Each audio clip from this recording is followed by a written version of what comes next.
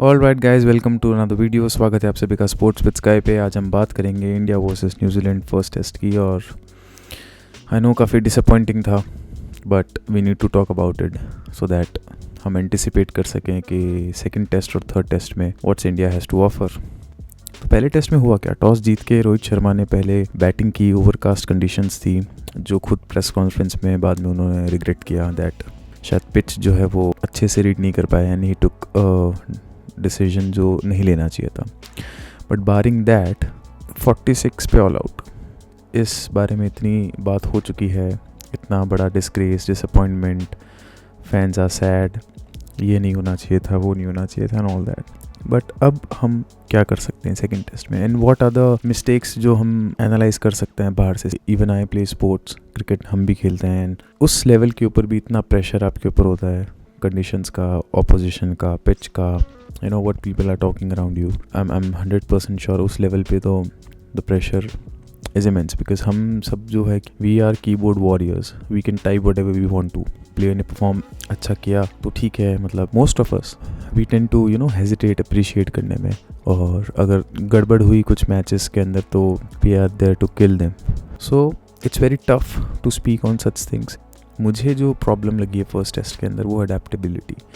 India was not ready to adapt conditions के हिसाब से, क्योंकि the way Rohit got out the first wicket first innings के अंदर, अगर आप लोग को याद है तो टिम साउदी की बॉल पे it was moving a lot, seam swing दोनों बहुत अच्छा मिल रहा था। टिम साउदी की बॉल जिस तरीके से स्विंग कर रही थी और जो कंडीशंस का उनको एडवांटेज मिल रहा था, उसके ऊपर Rohit Sharma he stepped out, he tried to dominate. जिस तरीके से उनका फॉर्म जो है वो बांग्लादेश वाली सीरीज से जो चल रहा था, he wanted to capitalise. We need to understand that क्या वो कंडीशंस वहाँ पे अलाउ आपको कर रही थी। Had it been much flat wicket, drier wicket, वो 6 more often than not, 9 out of 10 times वो 6 जाता है, we know Rohit Sharma. But क्या उस वक्त वो शॉट खेलने की ज़रूरत थी?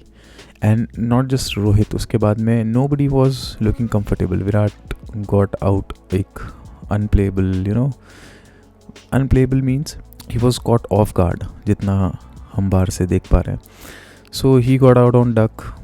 Sarfaraz, the kind of shot he played, it was on, but that was a brilliant catch. New Zealand की फील्डिंग आप नहीं अंडर एस्टिमेट कर सकते उनको, you can not challenge them most of the times. Every player was looking कि बस किसी ना किसी तरीके से बाउंड्रीज आ जाए और हम इस फेज़ को कैपिटलाइज करके कुछ रन्स बटोर ले फर्स्ट सेशन में। Turned out 46 for 10। उसके बाद में ये सबको पता था कि सेकेंड इनिंग्स में India is going to come back strong, जो हुआ भी। इनफैक्ट न्यूजीलैंड की बैटिंग की अगर बात करें, टिम साउदी और रचिन रविंद्र की जो पार्टनरशिप थी, brilliant innings bye Rachin Ravindra. लेकिन उसके बाद में जो प्लान्स थे, spinners were not getting any help out of the wicket. I don't know what happened there. Attack के लिए नहीं गए तब जब जाना चाहिए था, ऐसा लग रहा है बाहर से। तो टिम साउदी और रचिन रविंद्र की जो पार्टनरशिप थी, psychologically New Zealand won that first innings batting से भी। I think it was third day, it was third day, जब 7 विकेट उनके ऑलरेडी हो चुके थे, but still we couldn't get Southee out, और अच्छी पार्टनरशिप हुई और 400 plus New Zealand was able to score.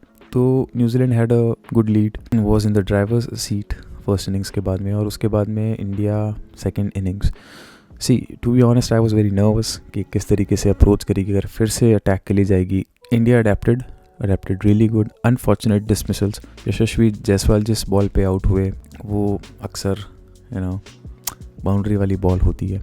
उसके बाद में Rohit Sharma was very unlucky, may be he could have reacted थोड़ा सा और जल्दी।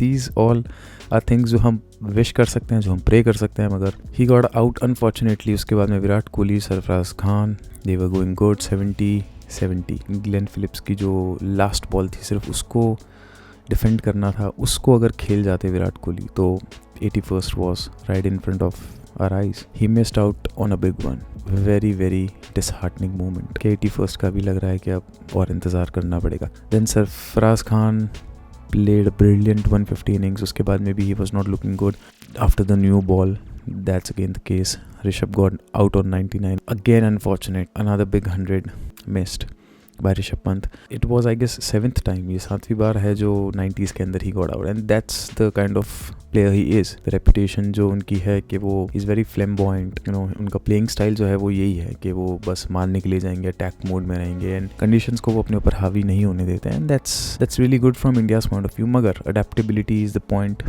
जो मैं expect करूँगा अब कुछ players से, थोड़ी सी maturity एक long stretch of time के लिए.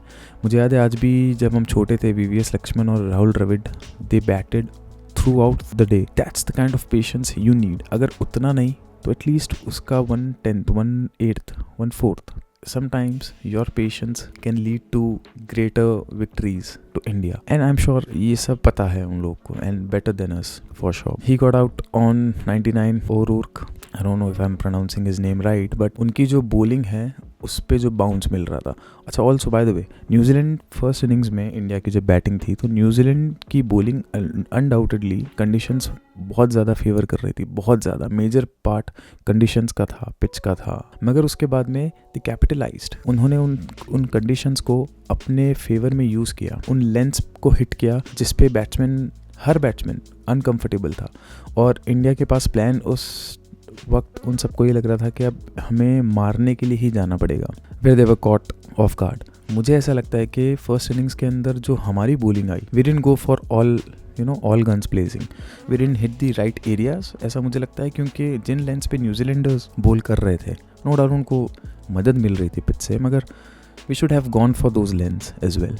आई नो रोर्क जैसी हमारी हाइट नहीं है प्लेयर्स की, मगर ऑल्सो आकाशदीप को नहीं खिलाना. अब हाइंडसाइड में हम कह सकते हैं कि उनको खिलाना चाहिए था, मगर that would have been really helpful considering the conditions and what the pitch was offering to the bowlers. Second innings के अंदर we played really well. Fourth day things were going in our favour, so we have actually turn the situation around, you no.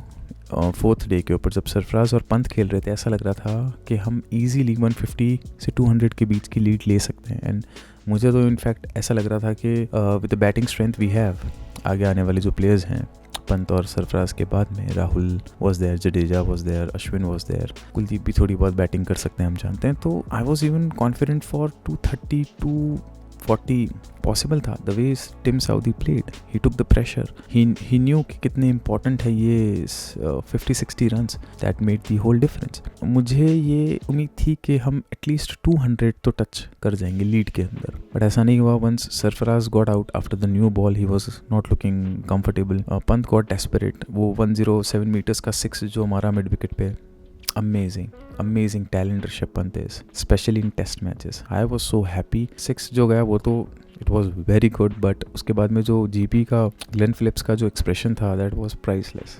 Loved it. Even he was in that awe कि wow, what a shot. सबके jaw drop. But उसके बाद में ही couldn't capitalize that. सब situation आप अपनी तरफ करके भी यू वेंट थोड़ा सा डेस्परेशन में और विकेट दे बैठे. वो भी बॉल जो है वो नई बॉल थी, एंड रोर्क जो है वो हाइट से अपनी हाइट का एडवांटेज लेके उस ऑकवर्ड बाउंस पे, उस अनकंफर्टेबल पोजीशन में, यू नो, ऋषभ की बॉडी को क्लोज कर दिया. And then inside is लगा और we know what happened after that. So missed out on a big century again. Rishabh Pant, hope he score at least 2 centuries.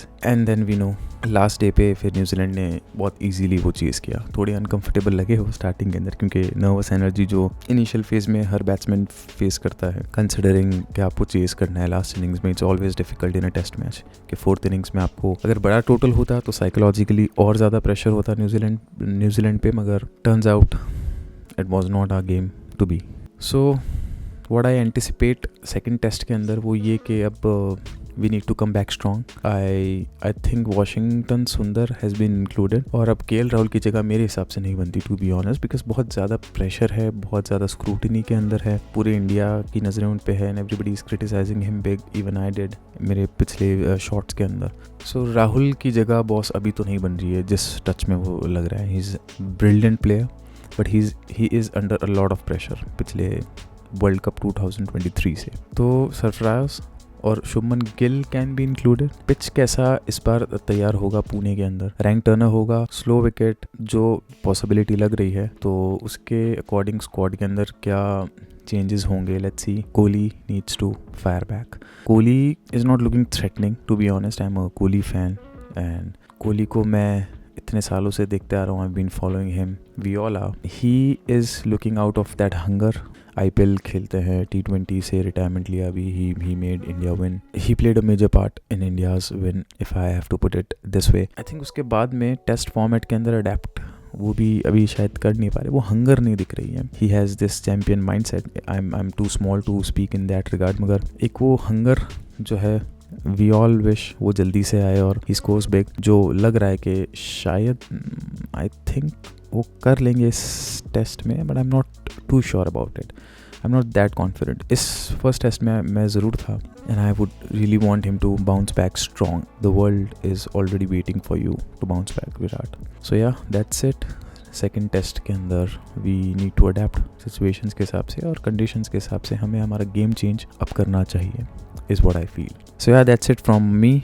मिलते हैं आपसे अगले वीडियो में, तब तक के लिए प्लीज़ लाइक करें इस वीडियो को, शेयर करें, share your thoughts, comment down कि आपको क्या लगता है फर्स्ट टेस्ट में। वैसे तो बहुत सारे पॉइंट्स हैं, आप मेजर पॉइंट्स क्या लगते हैं जिस वजह से India lost that match, and next match के लिए और क्या चेंजेस हैं प्ले स्टाइल में, माइंडसेट में, what India needs to change. Do share, do subscribe. That is it from my side. Thank you.